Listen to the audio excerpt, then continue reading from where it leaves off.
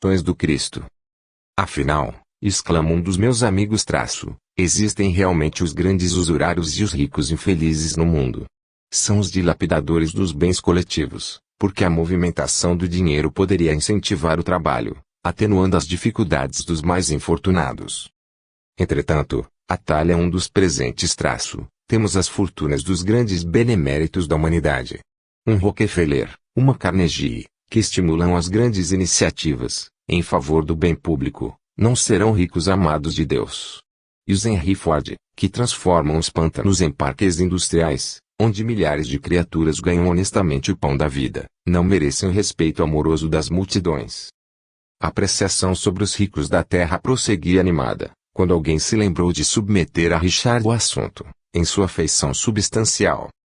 O generoso velhinho, no entanto, replicou judiciosamente: antes de tudo, só Deus pode julgar em definitivo as suas criaturas, mas, como considero o planeta terrestre uma abençoada escola de dor que conduz à alegria e de trabalho que encaminha para a felicidade com Jesus, devo assinalar que, na carne, não conheço senão espíritos cheios de débitos pesados, com as mais vastas obrigações, perante a obra de Deus, que é o país infinito das almas.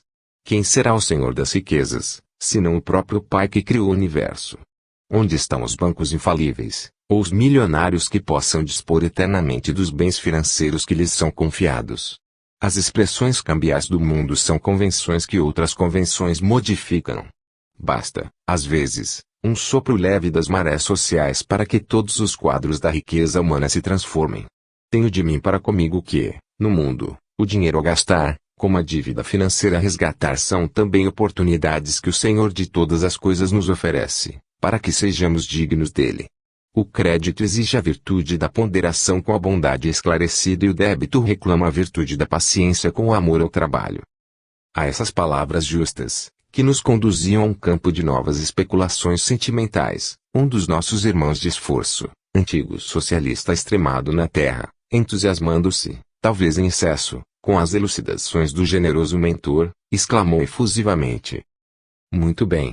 Sempre encontrei no capital um fantasma para a felicidade humana. Pedro Richard endereçou-lhe o olhar, cheio de mansuetude, e explicou com bondade: quem te afirmou que o capital no mundo é um erro?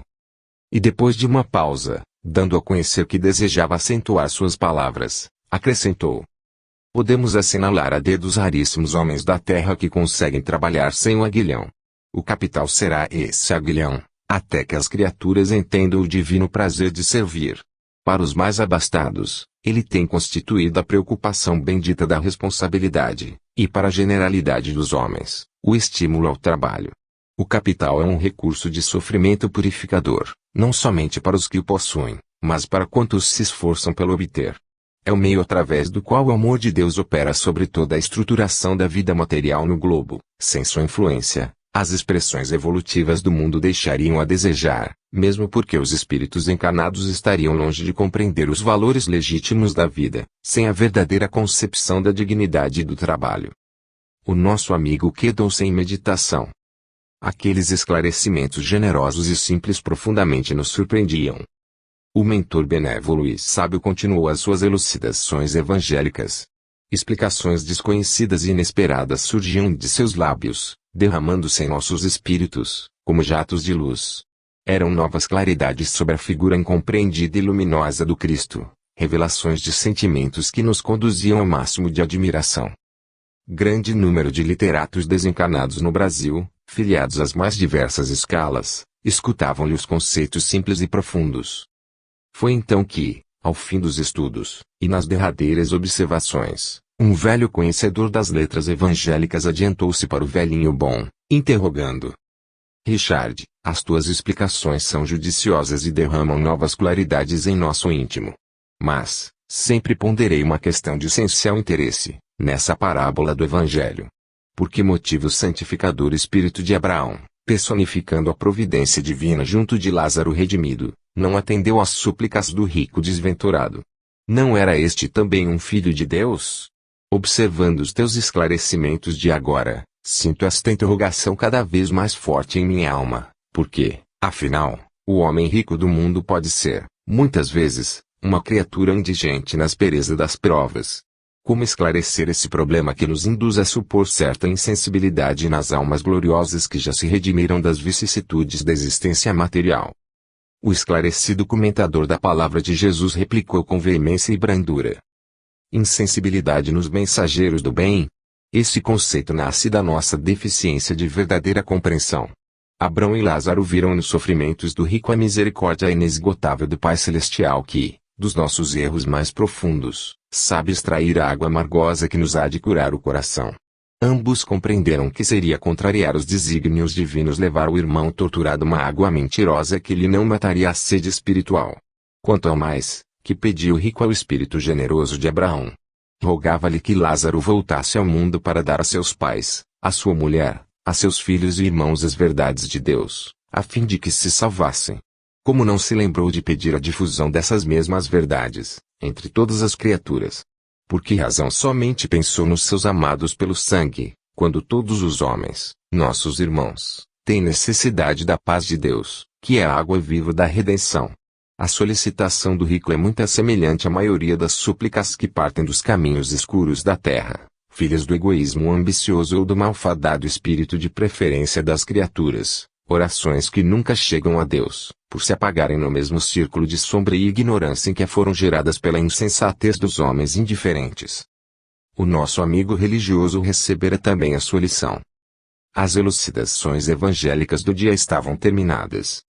No recanto silencioso, a que me recolho com as heranças tristes da terra, intensifiquei as minhas reflexões sobre a grandeza desconhecida do Cristo e, contemplando as perspectivas angustiosas dos quadros sociais da existência terrestre, comecei a meditar, com mais interesse, na profunda parábola do rico. 29. O quinhão do discípulo.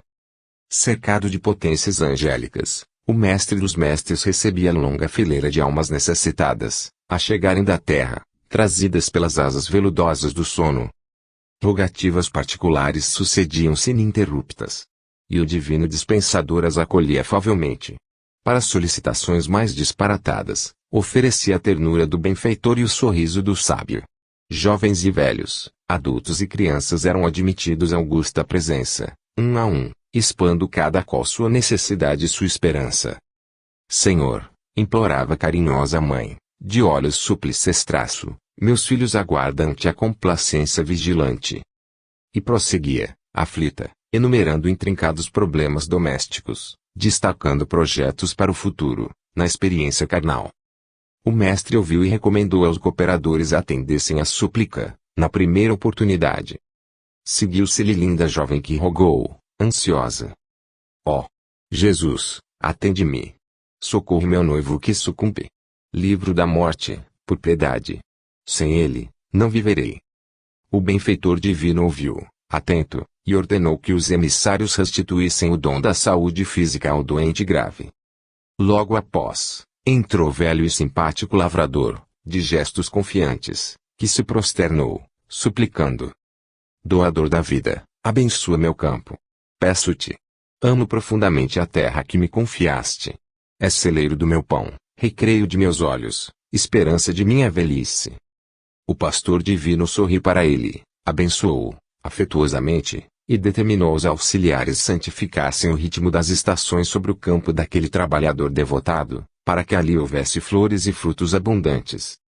Em seguida, cavaleiro respeitável penetrou o recinto de luz, evidenciando nobre posição intelectual, e solicitou, reverente protetor dos necessitados, o ideal de realizar algo de útil na terra inflama meu espírito. Dá-me possibilidades materiais, concede-me a temporária mordomia de teus infinitos bens.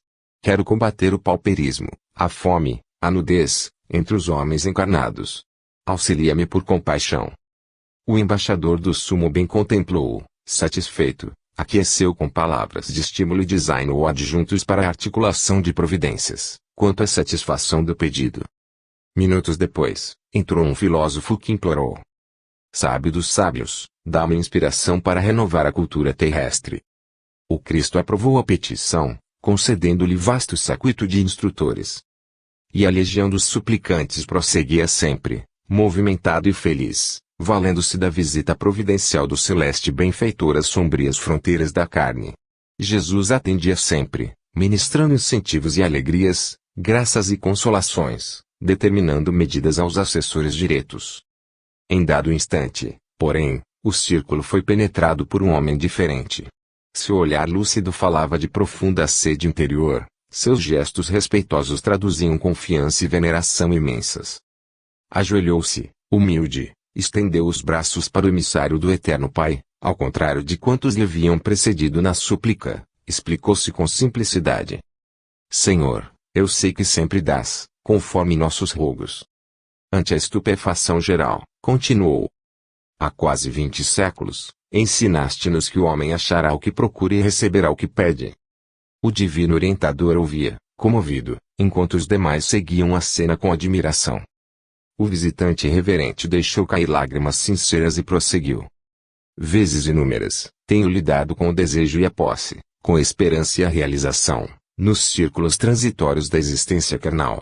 Estou pronto para cumprir-te os desígnios superiores, seja onde for, quando e como quiseres, mas, se permites, rogo-te luz divina do teu coração para o meu coração, paz, alegria e vigor imortais de tua alma para minha alma.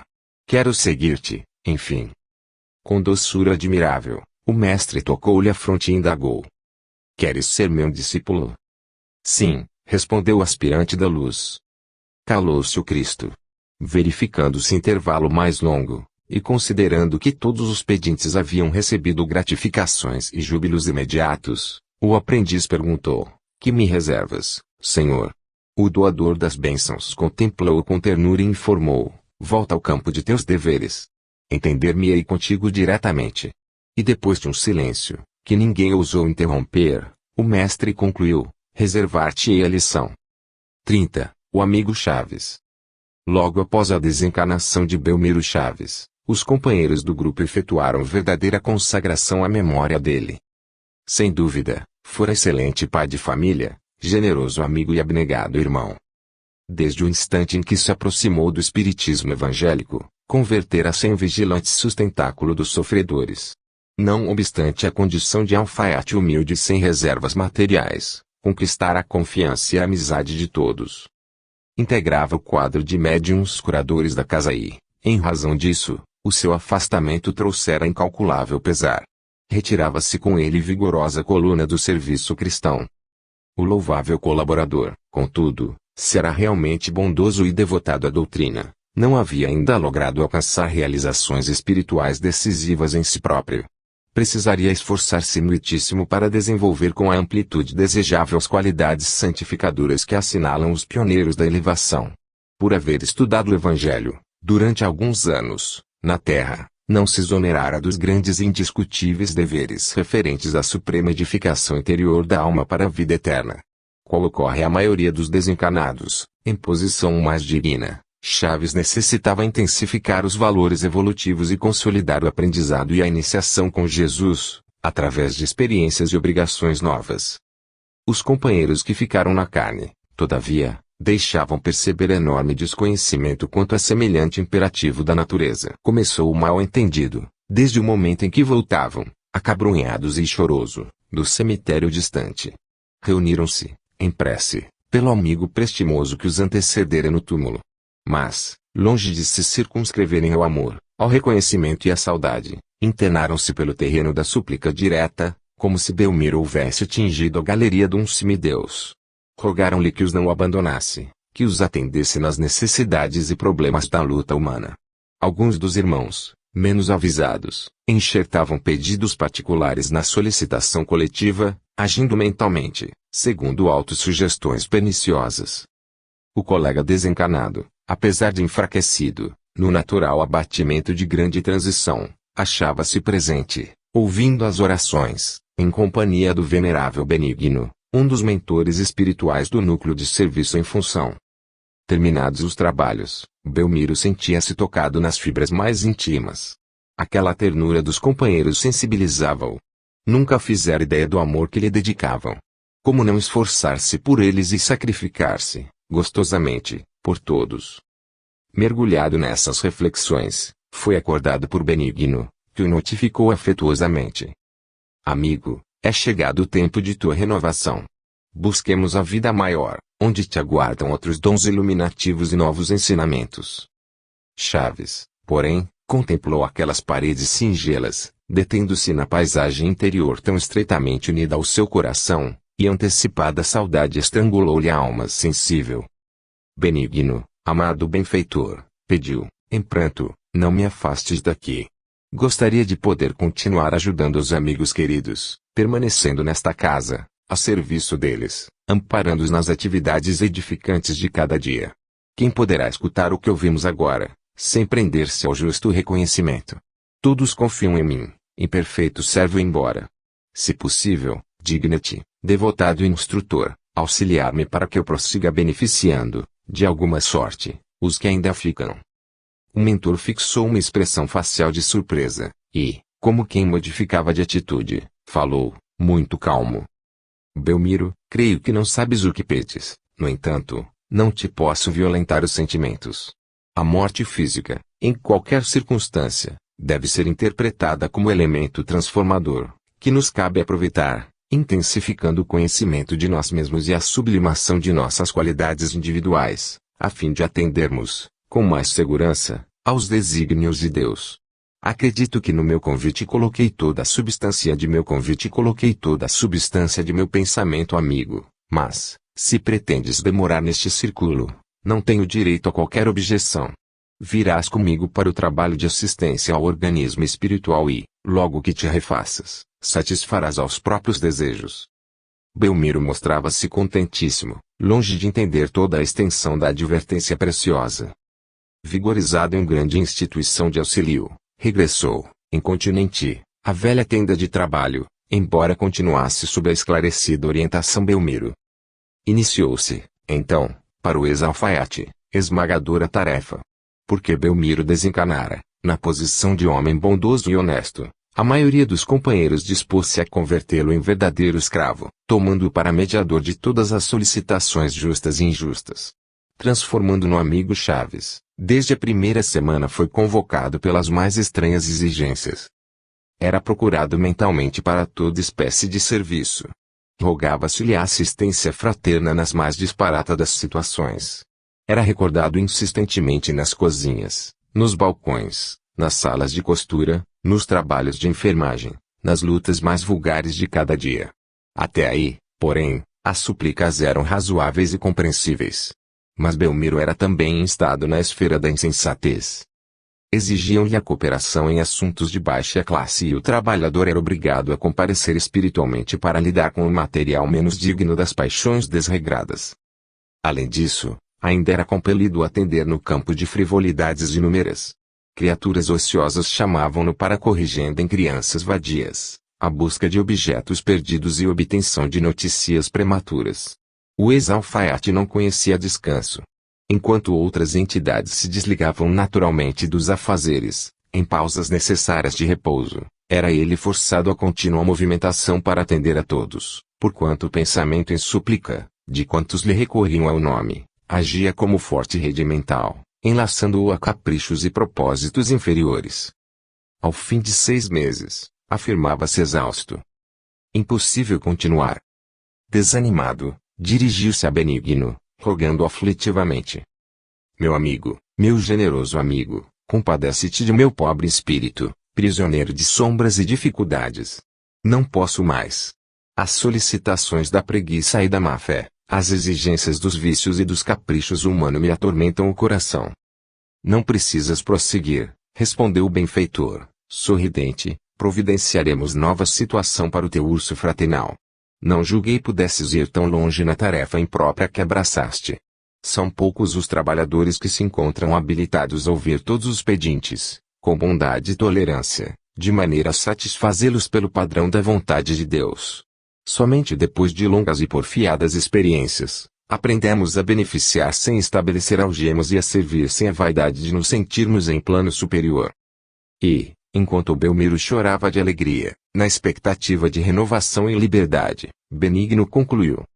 Para colaborares exclusivamente junto às inteligências encarnadas, não podes prescindir de adequada preparação. Tomarei as medidas justas, a teu respeito, entretanto, meu caro, no curso de outros problemas, jamais ouvides que os nossos trabalhos no planeta, por mais belos e proveitosos, pertencem a Jesus em primeira mão. Por menosprezares semelhante verdade, é que se verifica grande atraso em eu evolutivo. 31. Mau aprendiz. Bonifácio Peçanha nunca se furtou ao vício das perguntas ociosas. Onde estivesse, mobilizava interrogações despropositadas e inoportunas. Não sabia dar um passo sem escorar-se nos outros e semelhante característico desfigurar-lhe a personalidade. Quando atravessou os portais do espiritismo cristão, sentiu-se muito a gosto. Em seu parecer de então em diante poderia indagar quanto quisesse. Vários médiuns, nos mais diversos grupos, estariam à disposição dele, tanto quanto as entidades invisíveis que, segundo acreditava, deveriam vaguear, em disponibilidade franca, sem métodos regulares de vida e sem programa de obrigações construtivas. Os companheiros do núcleo que passou a frequentar notaram-lhe, de imediato, a extravagância, todavia, calavam-se, caridosos e tolerantes. Bonifácio era novo na doutrina. Com o tempo recolheria experiências, retificaria atitudes incertas. Contudo, tantas interrogações dirigia ele ao plano invisível através de grandes laudas de papel, que Juliano, o orientador devotado da esfera espiritual, lhe escreveu, certa feita, de modo direto. Peçanha, meu irmão, não ouvides que o mundo é também uma escola ativa. É preciso cautela para não perdermos as lições. Cada dia é uma página que preencherás com as próprias mãos, no aprendizado imprescindível. Os ensinamentos da véspera, em boa lógica, devem ser assimilados. O aluno que não se vale da experiência vivida, não pode aguardar o êxito desejado. Penetraste, em renascendo, a grande universidade terrestre e vives, por alguns anos, no internato do corpo físico. E onde está, meu amigo, o instituto de ensino, em que a cátedra deve descer satisfazendo aos caprichos da carteira?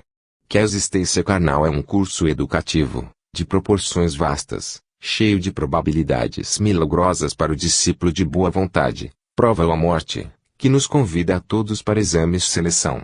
Crês, porventura, que o aprendiz obterá o atestado de mérito, exclusivamente pelo hábito de perguntar? Desengana-te, meu amigo. Vai ao serviço diário, rogando a luz divina para o entendimento. Mãos e pés não usados paralisam-se no caminho. Olhos e ouvidos que não iluminam nem esclarecem a inteligência, apagam-se, mais tarde, à maneira de candeia inútil, ou adormecem, na incapacidade, quais ruínas de uma casa em abandono. Não temas sofrimentos ou decepções. Aprende e age sempre. A dor e o obstáculo guardam para nós a função de legítimos instrutores. É um erro interpretar dificuldades à conta de punições ou pesadelos, quando nelas devemos encontrar recursos de aprimoramento e provas abençoadas. A lei é de evolução comum e de perfeição final para todos, ainda mesmo considerando a necessidade de expiação para o crime e corrigenda para o mal. Como habilitar-se o aluno sem o livro de lições? Que seria do espírito encarnado sem a oportunidade de experimentar, atuar, lapidar-se e conhecer? É razoável que o estudante indague das finalidades do educandário a que pertence, dos regulamentos, do horário e das condições que lhe dizem respeito, mas, subtrair seu processo de burilamento e preparação através de indagações sistemáticas, é perigoso para si mesmo, porque o curso tem um fim, de renovar-se em outros setores da vida, e as demonstrações de aproveitamento serão exigidas a cada aluno em particular. Desse modo, não desprezes caminhar, desassombradamente, confiando em Jesus e em ti mesmo. Bonifácio, no entanto, parecia plenamente desentendido. Invadia o círculo dos irmãos de ideal, com larga ofensiva de indagações, já que os benfeitores desencarnados não se mostravam dispostos à quebra intempestiva da lei. Inquiria sempre, a propósito de tudo e de todos, figurando-se verdadeiro maníaco, não obstante afirmar-se homem de fé. Em todas as reuniões trazia longa relação de assuntos para verrumar a paciência dos companheiros. Senhor Macedo, dirigia-se ao diretor dos trabalhos doutrinários, qual o seu modo de ver, relativamente à minha profissão? Não considera que estou prejudicado? Poderia estudar mais, aplicar-me à boa nova, com outro ânimo, se minhas atividades fossem diferentes. Como entende o meu caso? O interpelado, esboçando embora um gesto de estranheza, respondi, calmo. De mim mesmo, Peçanha, estou convencido de que a criatura pode atender ao Senhor, em qualquer parte. A boa vontade, quando aliada à paciência, faz verdadeiros milagres no aproveitamento dos minutos. Antes, todavia, de ponderar o valioso conteúdo da observação, transferia Bonifácio o assunto a um terceiro. Mas você, Tinoco, dirigia-se, inquieto, a outro companheiro, não considero meu tempo muito escasso. Torna-se muito difícil atender à doutrina em minhas condições. Meus chefes de serviço são extremamente rigorosos. Imagine que não disponho de ocasião para compulsar um livro. Que conclui você de meus obstáculos? Tinoco sorria e observava. Peçanha, nada posso acrescentar ao parecer do nosso amigo.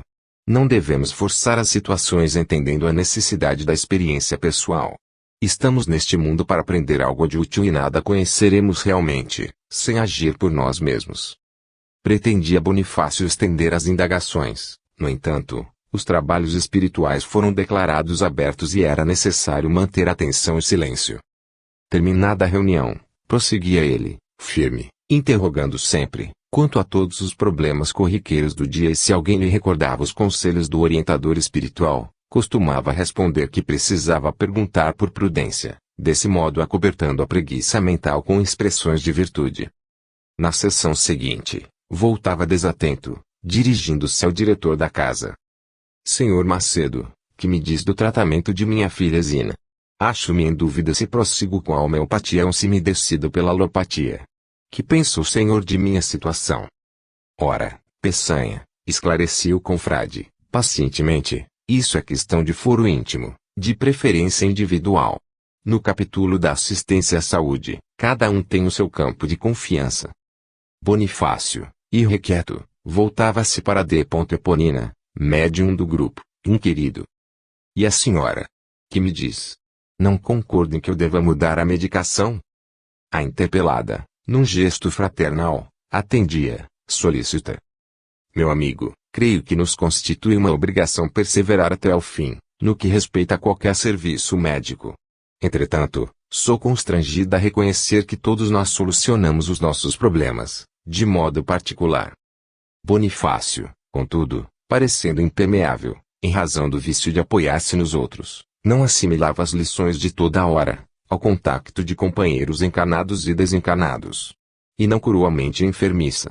Até que a morte se lhe abeirou do leito de aflitiva expectação. No círculo das últimas provas, agravou-se-lhe a mania.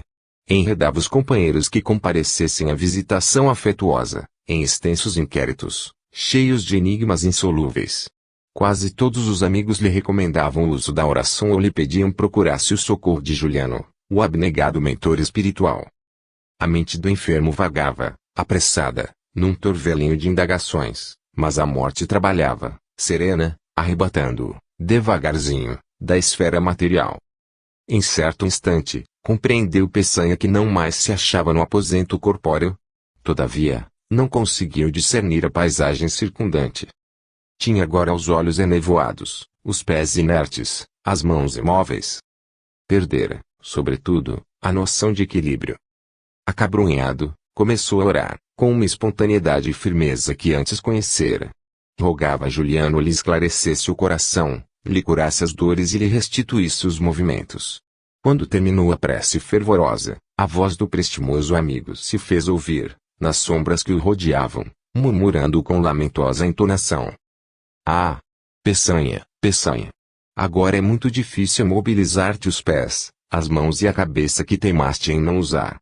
Fugiste à ginástica da luta humana que adestra a alma para as esferas mais altas. Não peças, por enquanto, as emoções da espiritualidade superior, roga o regresso ao livro do mundo, retornando às lições benditas da experiência necessária.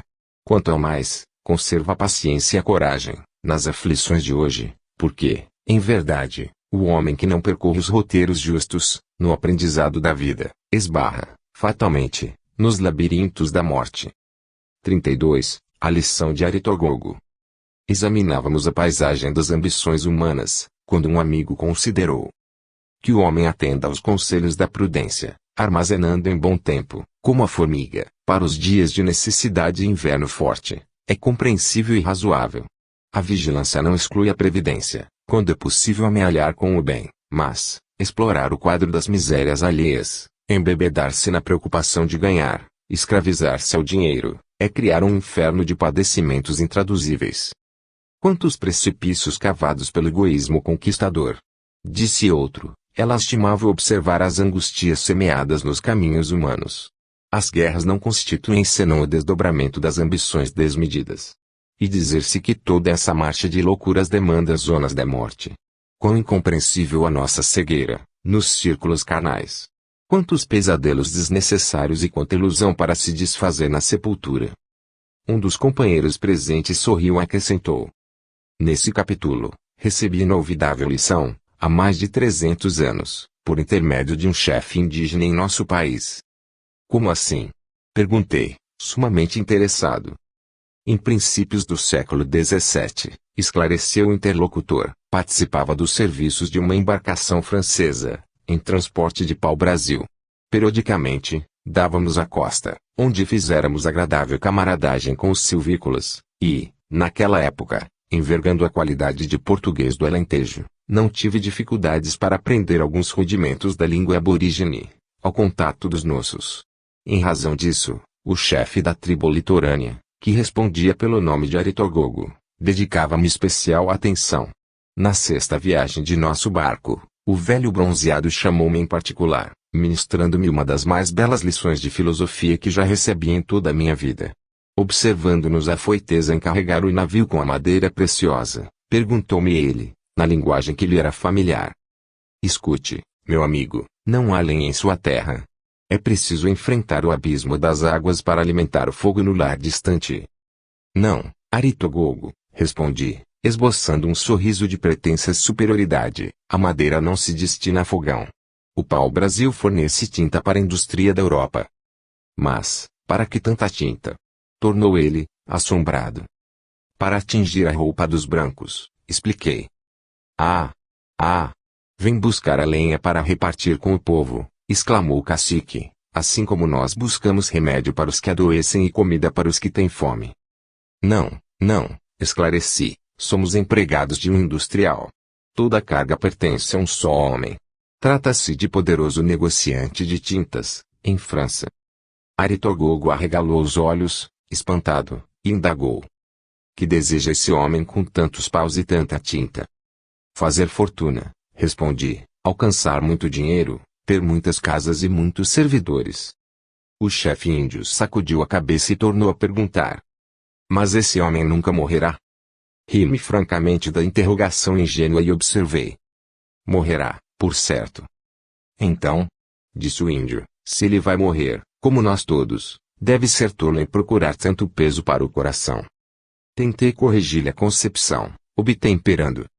Esse homem, Aritogogo, está preparando o futuro da família. Naturalmente pretende legar aos filhos uma grande herança, cercá-los de fortuna sólida. Foi aí que o cacique mostrou um gesto singular de desânimo, e falou em tom grave. Ah! Meu branco, vocês estão procurando enganar a Deus. As tribos pacíficas, quando começam a cogitar desse assunto, esbarram nas guerras em que se destroem umas às outras. O único ser, que pode legar uma herança legítima aos nossos filhos, é o dono invisível da terra e do céu. O sol, a chuva, o ar, o chão, as pedras, as árvores, os rios são a propriedade de Deus que, por ela, nos ensina as suas leis. Retirar os nossos filhos do trabalho natural é pretender enganar o Eterno. Como podem os brancos pensar nisso? Nesse momento, porém, continuou o amigo espiritual, o comandante chamou-me ao posto e despedi-me de Aritogogo, para não mais tornar a vê-lo naquela recuada existência. O companheiro espraiou o olhar pelo céu azul, como a procurar a imagem distante do cacique filósofo e conclui.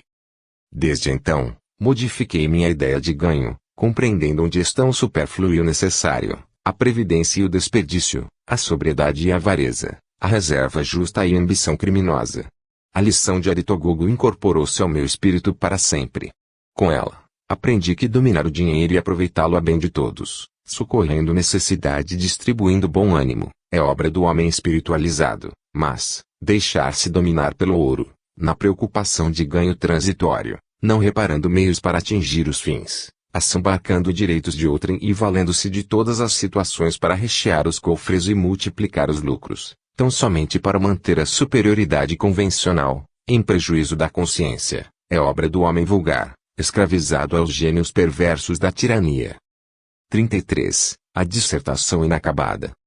Depois de certa pregação de Jesus, em Cafarnaum, encontrou o mestre, em casa de Pedro, 4 cavalheiros de luzente aspecto, ali aguardarem a palavra. Vinham de longe, explicaram atenciosos. Judeus prestigiosos da Fenícia, moravam em Sidom. Já haviam bebido a cultura egípcia e grega, tanto quanto a filosofia dos persas e babilônios.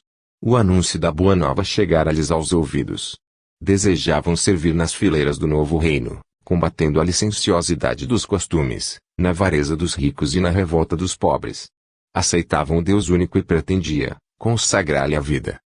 De quando em quando, os recém-chegados retificavam as dobras das irrepreensíveis túnicas de linho alvo ou acentuavam, de leve, o apuro das sandálias. O Senhor ouviu-lhes as informações com admirável benevolência. Cada qual falou, por sua vez, comentando as angústias do problema social na poderosa cidade de que provinham e, após encarecerem a necessidade de transformações políticas no cenário do mundo, esperaram, curiosos, a palavra do Cristo, que lhes afirmou, bondoso.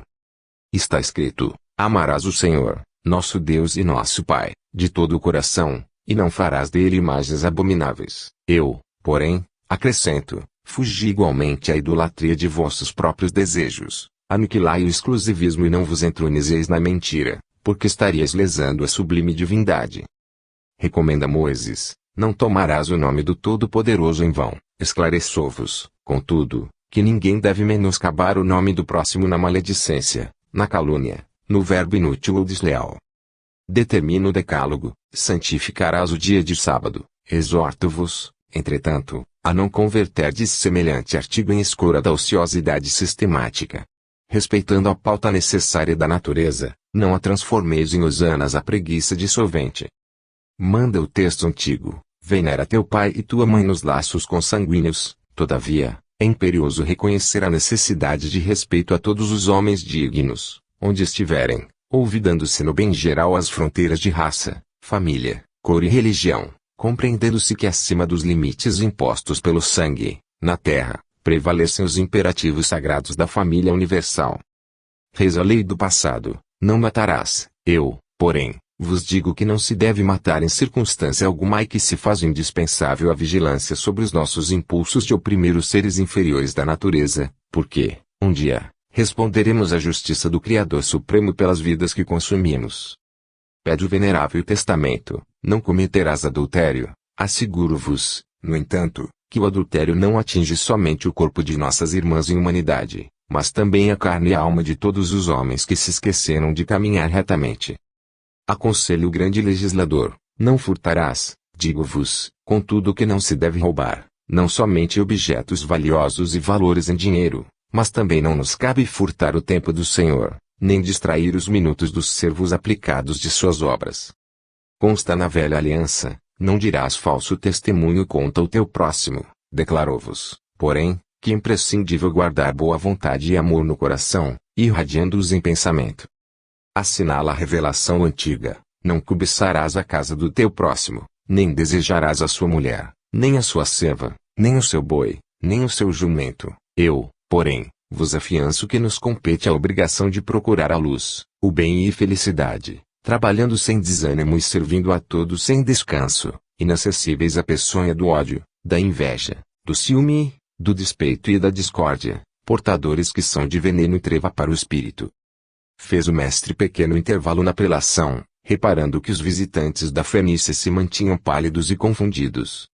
Nesse interim, a sogra de Pedro reclamou-lhe a presença num quarto próximo, e Jesus, rogando ligeira licença, prometeu prosseguir nos ensinamentos novos. Por mais alguns instantes, todavia, voltando pressuroso aos ouvintes, debalde procurou os consulentes, movimentado os olhos tênues e lúcidos. Na sala silenciosa não havia ninguém. 34. Filha rebelde. Minha filha, dizia Dona Matilde a Emelinha, é preciso atender ao problema espiritual, orientar o sentimento à luz do Cristo. A existência terrestre oferece surpresas inúmeras e almas desprevenidas costumam cair, desastradamente. Não podemos prescindir da vigilância. A jovem, depois de gargalhar ironicamente, replicava: Ora, mamãe, não necessito de sermões encomendados. Esteja tranquila. Seus conselhos são muito antiquados e talvez desconheça a senhora as reviravoltas do mundo. Suas observações são descabidas e, além disto, sou dona de minha vontade, faço o que entendo. Sim, Emelinha, tornava a mãe paciente, sei que você é senhora de si, mas o cuidado materno obriga-me a esclarecê-la, ainda que você, presentemente, não me possa aceitar as opiniões. Quem é mãe sofre muito por desvelar-se junto dos filhos. Porque temem sofrer. Exclamava a interlocutora, cortando-lhe a palavra, estamos na época de aniquilamento do passadismo. Como a nobre genitora enxugasse os olhos em pranto, observava, rebelde. Não precisará desfiar o rosário de lágrimas. Para quê? Era assim a situação entre Dona Matilde e a moça altaneira. A generosa senhora, dedicada servidora do Cristo, já não sabia como proceder. Viúva, com 3 filhas solteiras, desvelava-se, carinhosa, para que lhes não faltasse o necessário. Sacrificava-se continuadamente pelo bem-estar delas. Privava-se de satisfações próprias, sujeitava-se ao trabalho mal remunerado, desequilibrava a saúde pelo excesso de atividade nas obrigações diárias, substituindo a falta do esposo e atendendo ao próprio dever. Seu Lália e Cacilda, as 2 filhas mais novas, de alguma sorte lhe compreendiam os sacrifícios, e Melinha, a mais velha, tratava ardimente, sem a menor consideração. Criticava-lhe os mínimos gestos. Dona Matilde raramente se dava ao prazer de palestrar com as visitas. Eram tão ásperas as intromissões da filha, tão grosseiros os modos, ante a presença de estranhos, que a nobre senhora se mantinha em silêncio, humilhada. Se comentava o dever, referia-se a Melinha conceitos modernos da vida, se aventurava uma opinião inocente em qualquer assunto, tratava a filha de se mostrar superior. Quando voltava Dona Matilde das reuniões evangélicas, reportando-se as consolações e ensinamentos recolhidos, convertia-se a jovem num elemento escarnecedor. Ora, mamãe, dizia, sarcástica, com que então a senhora se consagrou à teologia? Já não fala senão em assuntos de religião. Ah! Minha filha, replicava a genitora, cuidadosa na fé, não sorrias da verdade para que ela, mais tarde, não venha a sorrir de ti. Lembra-te de nossos imperiosos deveres para com Jesus. Após o riso mordaz, a filha revidava. A senhora adquiriu maneiras de sacerdote. Não concordo com as suas teorias de sobrevivência e reencarnação. E lembrando, enfática, as revistas científicas que costumava compulsar, por vaidade, concluía presunçosamente. Não passamos de experiência biológica da natureza no campo da racionalidade humana. O resto é ilusão, que devemos relegar ao fanatismo religioso. A viúva, a princípio, discutia e argumentava, esclarecendo-a com a verdade espiritual, mas observando o endurecimento da filha, retraiu-se, pouco a pouco, dando-lhe o exemplo da própria ação e abstendo-se de muitas palavras. E Emelinha fez no mundo o que lhe pareceu melhor, nos domínios do capricho e da irreflexão criminosa, contraindo pesados débitos e agravando responsabilidades, surdas advertências maternas. O tempo, a dor e a morte, todavia, são os cobradores da realidade. Ao influxo desse trio implacável, tanto Dona Matilde quanto as filhas foram reconduzidas à vida nova, além do túmulo. Emelinha, porém, agora afastada do grupo familiar, experimentava rudes provações em círculo de sombras. Era frequentemente visitada pela mãezinha generosa, mas lhe identificava a presença, nem lhe ouvia voz encorajadora, por trazer a mente absorvida por negras visões e vozes angustiadas. Anos correram, quando Dona Matilde deliberou voltar à esfera carnal, em continuação do seu plano de serviço redentor. A filha penitente ficaria, doravante, sem o seu amparo direto. Meditando a situação, a devotada genitora implorou recursos novos. Não desejava mostrar-se insensível e, além do mais, Emelinha, sempre desajuizada, era a filha que mais necessitava dos desvelos maternais. E, ali, na paisagem tenebrosa, ante os padecimentos da ingrata, a nobre criatura intercedeu, fervorosa, empenhando o coração. A resposta divina não se fez esperar. Emelinha, deslumbrada, reviu a mãezinha pela primeira vez. Indescritível o contentamento de ambas. Beijaram-se com júbilo das profundas ansiedades, longamente reprimidas. Após confortar-lhe a alma ulcerada, Dona Matilde deu-lhe a conhecer o projeto em organização. Regressaria à terra, recomeçaria as tarefas inacabadas do processo de redenção que lhe dizia a respeito. E Melinha ouviu, inquieta, e considerou. Mamãe, a senhora me aceitaria, de novo, ao seu lado? Como não, minha filha? Replicou a entidade amorosa. Se permitir o Senhor, reconstituiremos o nosso velho lar, voltando à paisagem de ouro tempo. Prometo compreendê-la, acrescentou a filha em pranto. Rogaremos essa bênção, falou a genitora, beijando-a, carinhosa. Nesse instante, fez-se visível o generoso diretor espiritual daquela região de sofrimento retificador. Cumprimentou Dona Matilde atenciosamente, enquanto Emilinha se lhe rojava aos pés, rogando, comovida. Emissário de Jesus, que me conheceis os padecimentos, ajudai-me para que eu possa voltar à terra, em companhia de minha mãe. Regressará ele aos círculos da carne e, se concordardes, poderei segui-la, prontificando-me a permanecer em serviço, até que ela me possa receber, novamente, nos braços maternais. Pelo amor de Deus, permiti a minha volta. A sábia entidade contemplou-a, fraternalmente, e falou. No momento, meu irmão, não lhe será possível retirar-se daqui. Ainda precisará desgastar, por alguns anos, os envoltórios inferiores que criou em torno de si mesma. Seus atuais veículos de manifestação não lhe permitem, por enquanto, a vida em zona menos pesada que esta. No entanto, mais tarde, poderá voltar, viver ao lado de Matilde, receber-lhe o verbo carinhoso e ouvir-lhe os conselhos cristãos. E Melinha, que não cabia-se de contente, elevou as mãos ao céu e exclamou. Graças a Deus.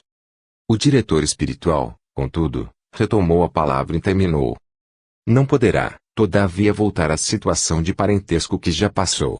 Não tem títulos de serviço prestado que a autorizem, agora, a regressar como filha de Matilde, mas retornará você ao mundo, como criada humilde da sua residência, para que, na verdadeira condição de obediência, aprenda a valorizar o tesouro que Deus lhe concedeu.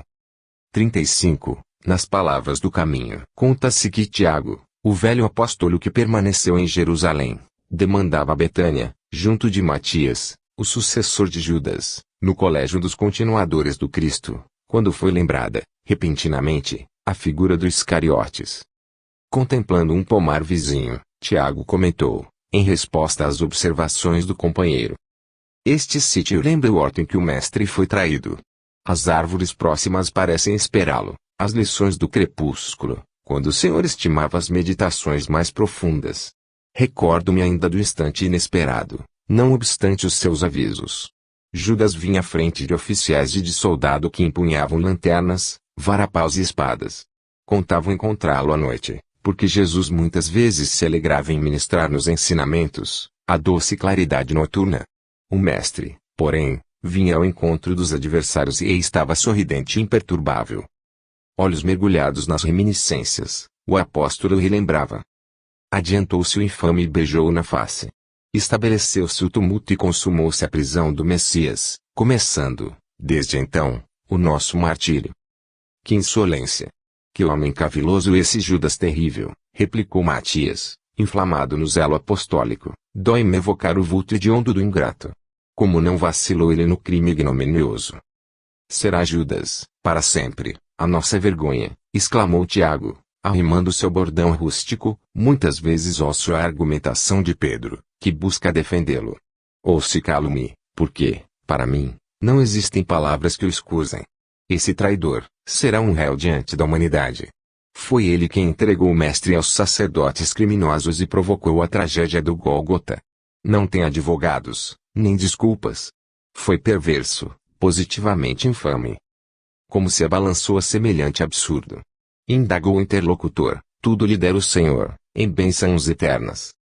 Foi o espírito diabólico da ambição desregrada, tornou Tiago, em voz firme. Judas queria absorver a direção de nosso grupo, ombrear com os rabinos do templo, cativar a simpatia dos romanos dominadores, criar uma organização financeira, submeter o próprio Senhor à sua vontade. Pedro costuma afirmar que o celerado não previa as consequências do ato de traição, nem alimentava o propósito de eliminar o Messias amado. Contudo, Não posso admitir essa suposição. Judas, por certo, condenou o Senhor deliberadamente à morte, e talvez fosse ele o inspirador sutil dos tormentos na cruz. João e Pedro asseveram que o infeliz se arrependeu e chorou, entretanto, chegou a duvidar. Um traidor como aquele não encontraria pranto nos olhos. Era demasiadamente perverso para sofrer por alguém. Com efeito, observou Matias, não devia passar de criminoso vulgar. A sua memória inspira-me compaixão e vergonha. Depois de ligeira pausa, indagou. Chegou a vê-lo antes da morte?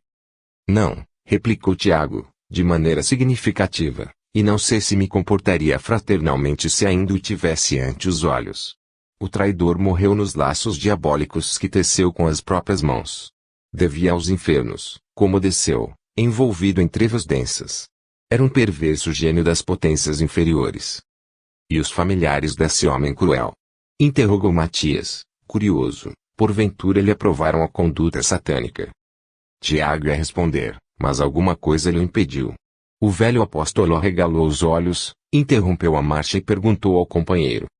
Quem é aquele que vem lá, vestido em luz resplandecente? Assombrado, Matias retarguiu, também vejo. Banhado, agora, em lágrimas Tiago reconheceu o Messias. Lembrou a narrativa dos discípulos, a caminho de Emaús, ajoelhou-se reverente, e falou baixinho. É o Senhor. Aproximou-se Jesus com a majestosa beleza da espiritualidade sublime e parou, por instantes, ao lado dos companheiros. Contemplou-os, compassivamente, como mestre afetuoso junto a dois aprendizes humildes. Matias chorava, sem força para erguer os olhos. Tiago, em pranto, ousou fixá-lo e rogou. Senhor, abençoai-nos. Jesus estendeu a destra em sinal de amor e, como nada dissesse, o velho Galileu considerou.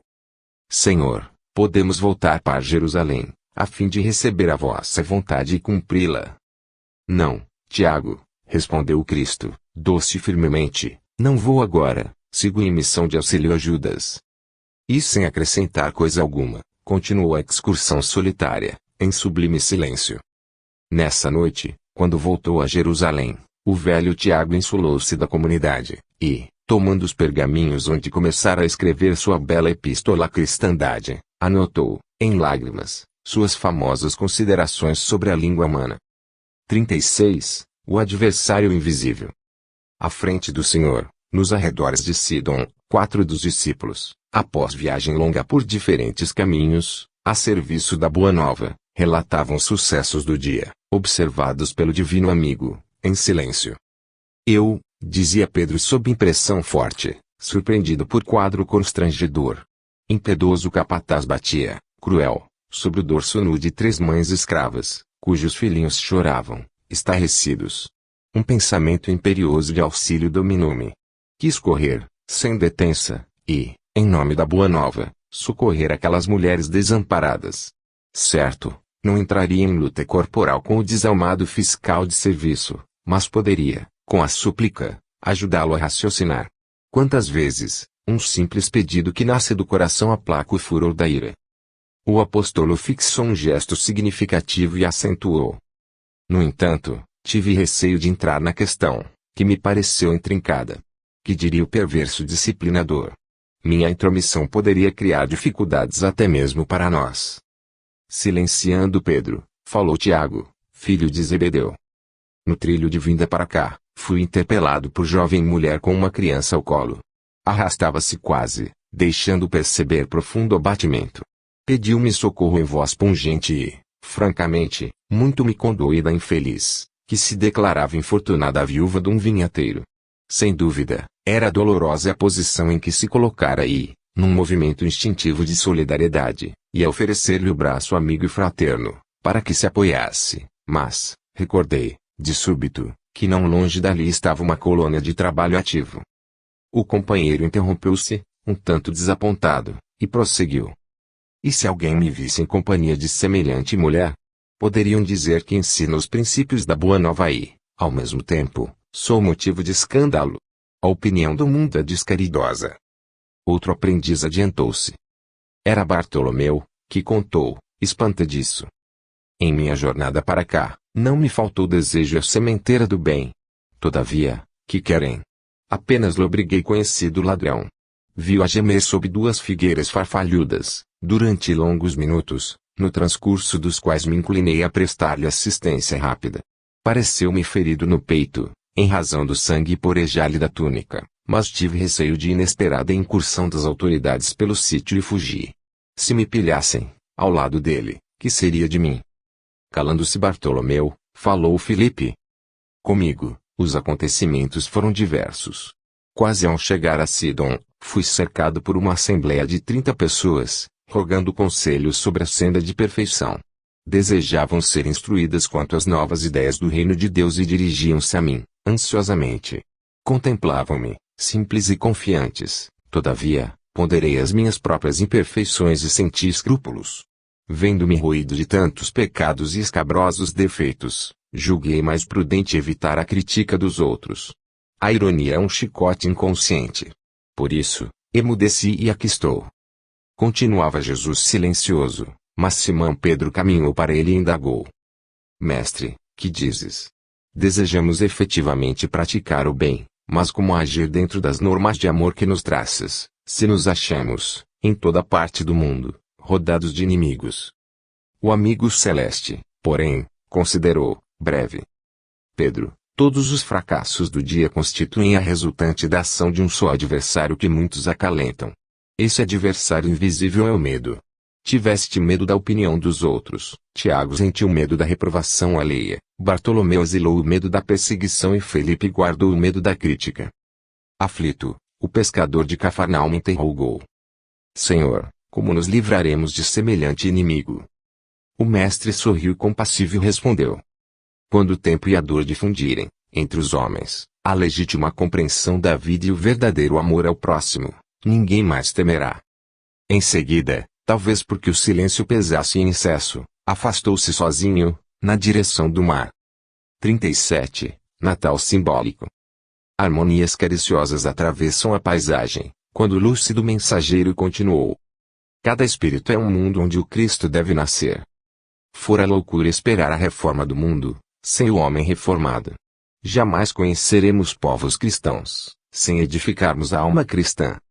Eis porque o Natal do Senhor se reveste de profunda importância para cada um de nós em particular. Temos conosco oceanos de bênçãos divinas, maravilhosos continentes de possibilidades, florestas de sentimentos por educar, desertos de ignorância por corrigir, inumeráveis tribos de pensamentos que nos povoam a infinita extensão do mundo interior. De quando em quando, tempestades renovadoras varrem-nos o íntimo, furacões implacáveis atingem nossos ídolos mentirosos. Quantas vezes, o interesse egoístico foi o nosso perverso inspirador? Examinando a movimentação de nossas ideias próprias, verificamos que todo o princípio nobre serviu de precursor ao conhecimento inicial do Cristo. Verificou-se a vinda de Jesus numa época de recenseamento. Alcançamos a transformação essencial justamente em fase de contas espirituais com a nossa própria consciência, seja pela dor ou pela madureza de raciocínio. Não havia lugar para o Senhor. Nunca possuímos espaço mental para a inspiração divina, absorvidos de ansiedades do coração ou limitados pela ignorância. A única estalagem ao hóspede sublime foi a manjedoura. Não oferecemos ao pensamento evangélico senão algumas palhas misérrimas de nossa boa vontade, no lugar mais escuro de nossa mente. Surge o infante celestial dentro da noite. Quase sempre, não sentimos a bondade do Senhor senão no ápice das sombras de nossas inquietações e falências. A estrela prodigiosa rompe as trevas no grande silêncio.